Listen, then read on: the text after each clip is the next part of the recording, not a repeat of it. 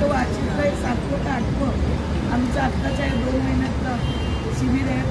मध्यंतरी आम्ही इकडच्या विभागात घेतलं, सेक्टर 6ला घेतलं.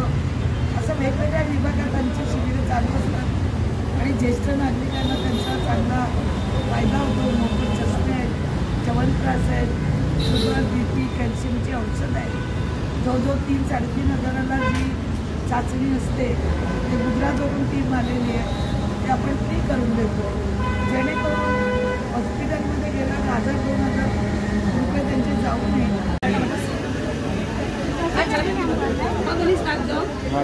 फोन करतो तयारी करणार.